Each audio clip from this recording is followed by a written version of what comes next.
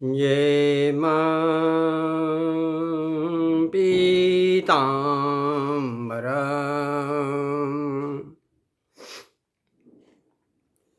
आज हम लोग अपनी माँ का ही गुणगान करते हैं। माँ भगवती पीताम्बरा बहुत ही दयालु है, बहुत ही कृपालु है अपने भक्तों के प्रति। और एक खास बात है, माँ सुनती बहुत तेज है। आप पुकार लगा के देख भर लो, तुरंत कार्रवाई हो जाती है। माँ सुनती बहुत तेज है। जिसने भाव से माँ को पुकारा, उसी क्षण माँ ने उसकी पुकार सुनी। भाई, हमारा एक साधक है। हम अपने सारे शिष्यों को साधक ही कहते हैं। भाई, हमारा एक साधक है, वो थोड़ा अजीब किस्म का। उसने बहुत ही हमारा इंटरव्यू लिया। हमने कहा, भाई सब ठीक है, तुम केवल सतनाम का पाठ तो शुरू करो। भाई, मैं तो लोगों को बहुत समझा समझा के इस राह पे लाने का प्रयत्न करता हूँ कि किसी तरह से उसका कल्याण हो जाए। भाई, उसने सतनाम पाठ शुरू किया। 1000 अभी नहीं कर पाया था। 1000 से नीचे मैं दीक्षा नहीं देता हूँ। अचानक उसके पिता की तबीयत बहुत गड़बड़ हो गई। उसके पेट में बहुत ज़बरदस्त दर्द होने लगा। एक डॉक्टर को दिखाया, इंजेक्शन फिंजेक्शन लगाए, मगर उसका दर्द ना रुका तो ना रुका। फिर दूसरे डॉक्टर के पास गए, उसने भी अपना दवा दारू की, मगर उसका दर्द रुका नहीं। फिर रात में ये लोग गाड़ी घोड़ा करके बड़े अस्पताल के लिए चल पड़े। भाई, बड़े अस्पताल शहरों में ही होते हैं, और गाड़ी लेके 3 घंटे का रास्ता था। उनके पिता कराह रहे थे गाड़ी में लेटे हुए। इतना भयंकर दर्द था पेट में। अब हमारे इस साधक को कुछ समझ में नहीं आया क्या करें। उसने कहा कि यार, सतनाम का पाठ ही करते हैं। और क्योंकि उसको याद हो गया था सतनाम का पाठ, अपना बगला विष्णु मिंता विष्णु शंकर भामनी जल्दी जल्दी अपना सतनाम का पाठ करने लगा। जब 15 मिनट बीत गए, उनके पिता की कराहट बढ़ती ही जा रही थी, तब उसने माता से इसे प्रार्थना कर दी, हे माँ,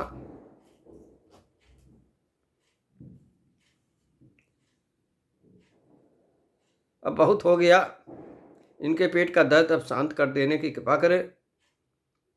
वो बड़ा ताज्जुब में, भैया बहुत ताज्जुब में, जैसे उसने पुकार लगाई कि उसके पिता ने कहा, अब तो दर्द बिल्कुल नहीं है। उसी क्षण कार्रवाई कर दी माताश्री ने। भाई, सुनती बहुत तेज है, इसीलिए मैं बार बार कहता हूँ। इधर साधक ने केवल विनती की माताश्री से, और उसी क्षण उसके पिता का पेट दर्द एकदम गायब हो गया। कहा, बस वापस ले चलो, घर ले चलो, हम एकदम ठीक हैं। भाई, वापस आ गए। आज 3 महीने हो गए हैं, पेट का दर्द ना उठा तो ना उठा। तो इसीलिए मैं बार बार कहता हूँ, माताश्री सुनती बहुत तेज हैं। भाई, भाव से पुकार लगा के तो देखो। हमारा एक और साधक है।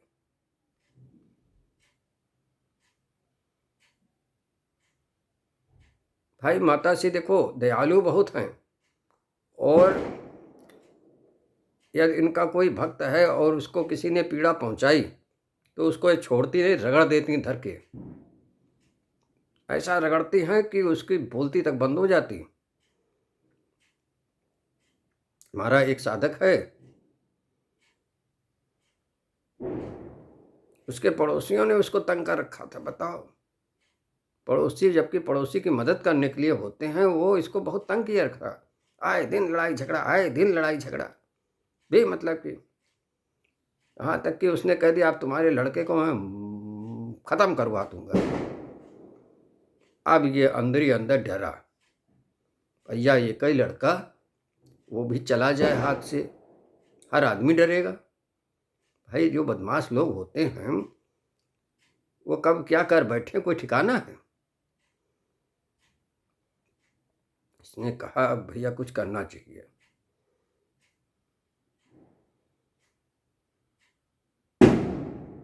हमसे भी राय ली। हमने कहा देखो भाई, दुष्टों का संहार करना तो माताश्री का स्वभाव ही है, जानते ही हो। जब तुम निर्दोष हो और तुम्हारे ऊपर कोई अत्याचार कर रहा तो माताश्री से शिकायत कर दो, बस तुम्हारा काम खत्म। अब उस शिकायत के तरीके होते हैं। तुम्हारे पास साबर ही है, जय जय बगला महारानी, अगम निगम की तुम्ही बखानी, संकट में घिरा दास तुम्हारो। ये वाला साबर बहुत तीव्र है, ये दुश्मनों के छक्के छुड़ा देने के लिए पर्याप्त है। तुम इसमें मूल मंत्र का संपुट लगा के जरा जाप कर देना। अच्छा, ये तो हो गई मंत्र की बात। अब मंत्र के साथ साथ तंत्र भी करना चाहिए, तब सफलता तीव्र मिलती है। तो एक कागज पे भैया अपने माताश्री का यंत्र बनाओ। अरे पीले स्केच पेन ले लो, उसी से अपने माताश्री का यंत्र जो है बना दो। एक बिंदी, त्रिभुज, उसके ऊपर उल्टा त्रिभुज, गोला, 8 कमल दल, उसके ऊपर एक और गोला, 16 कमल दल। देख लो अपना यंत्र कैसा होता है, उसी हिसाब से बना लो। अच्छा, और उसके चारों कोनों पर हल रिम हल रिम हल रिम हल रिम, चारों कोनों पर अपनी माताश्री का बीज मंत्र लिख दो। अच्छा, इसके नीचे जय जय बगला महारानी, अगम निगम की तुम्ही बखानी वाला पूरा मंत्र लिख के उसमें शत्रु का नाम भी दे दो कि मैं इससे पीड़ित हूं, आप इसको देखें। और उसको किसी चीज के नीचे दबा देना। जैसे भैया चकिया वकिया हर घर में होती नहीं है, पत्थर की होती है, बहुत वजनी होती है। मैं कुछ वजनी चीज़ें हर घर में हैं, उसी के नीचे रख देना। अलमारी है भाई, अलमारी के पावा के नीचे रख दो। और इसका आप पाठ शुरू कर दो। पहले मूल मंत्र, फिर जय जय बगला महारानी, फिर मूल मंत्र। अच्छा, 12 दिन का संकल्प ले लेना, जितना बन सके।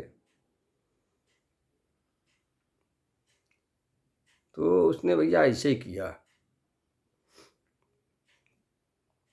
है ना। भाई जय जय बगला महारानी इतना ज़बरदस्त है, हमारा बार बार का अनुभव किया है, ये कभी व्यर्थ नहीं जाता। ये अपना चमत्कार दिखाता जरूर है। भाई 12 दिन का उन्होंने संकल्प किया और ये जाप चालू हुआ। जैसे 12 दिन पूरे हुए, जो इनके शत्रु महाराज थे ऐसे ठंडे पड़ गए, ऐसे ठंडे पड़ गए जैसे लगता कि मच्छर के ऊपर मच्छर मार दवाई फेंक दी गई हो, लुढ़क गए। लगता उनके घर में कोई मर गया। मुंह लटकाए चलते थे, ऊपर सर उठा के नहीं देख पाते थे। हमारा वो साधक बताता है, गुरु जी हमको देखता है तो मुंह दूसरी तरफ घुमा लेता है, जबकि पहले टांटबाजी किया करता था। हमको देखे नहीं कि टांटबाजी चालू, तो भाई बुझे हुए अंगारे की तरह हो जाते हैं। मंत्रों में बड़ा प्रभाव होता है, बस सही ढंग से किए जाए।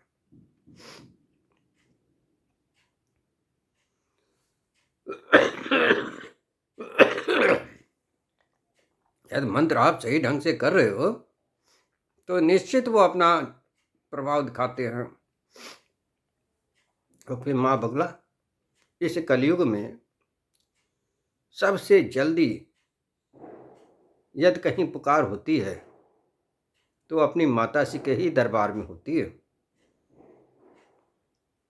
अरे भाई वो परिक्रमा वाला है, हल्दी से लिख दिया आपने पीताम्बरा, और उसके 108 परिक्रमा डेली लग रही है, तो क्या होता है? माता श्री वहाँ खड़ी रहती हैं, ऑन स्पॉट फैसला देती हैं, तुरंत कार्रवाई हो जाती है। ये सब प्रमाणित चीज़ें हैं। बहुत से हमारे साधकों के फ़ोन आते रहते हैं, वो सब अपने अपने अनुभव बताया करते हैं, सुन के मन गदगद हो जाता है। फिर हम सोचते हैं चलो हमारी मेहनत कुछ तो सफल हो रही है, लोगों को कष्टों का हरण हो रहा है।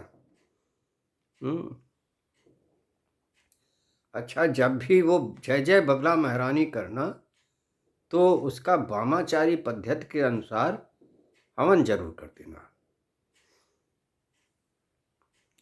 रोज जाप रोज हवन, रोज जाप रोज हवन, 12 दिन तक। 12 दिन में सत्य तुम्हारे जो हैं बुझे हुए अंगारे की तरह हो जाएंगे। चमक जरूर रहे मगर उसके अंदर की गर्मी सारी शांत हो जाती है।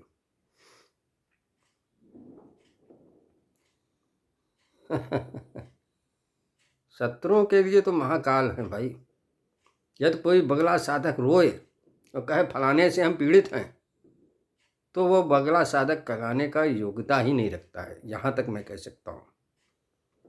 क्योंकि बगला साधक कभी भी कहीं भी यदि मुसीबत में फंस जाता है तो माता श्री को बुलाने की आवश्यकता नहीं पड़ती है, वो भक्त से आके खड़ी हो जाएंगे। यदि तुम्हारे मुसीबत में माता श्री नहीं आएंगी तो समझ जाओ तुम्हारे अंदर कुछ कमी रह गई, अभी तुम साधक नहीं बन पाए हो अभी पूरी तरह से। और मेहनत करो और कोशिश करो, माता श्री को बुलाने की आवश्यकता नहीं पड़ती है। ये मैं नहीं कहता हूँ, ये मेरा अनुभव बताते हैं और साधकों के अनुभव बताते हैं। हमारे बहुत से साधक जो पुराने हो गए हैं, सबका यही अनुभव आया है कि माता श्री को बुलाने की आवश्यकता ही नहीं पड़ती है। वो स्वतः आके खड़ी होके पूरे संकट को दूर कर देती। और यदि कोई दुष्ट पीछे पड़ ही गया तो जानते परिणाम क्या होता है? माता श्री उसको इस पृथ्वी पर रहने का अधिकार ही नहीं देती हैं, उसका अधिकार छीन लेती हैं, यानी उसको ऊपर जाना पड़ जाता है। ये सब अनुभव की बातें हैं, हमने देखा है।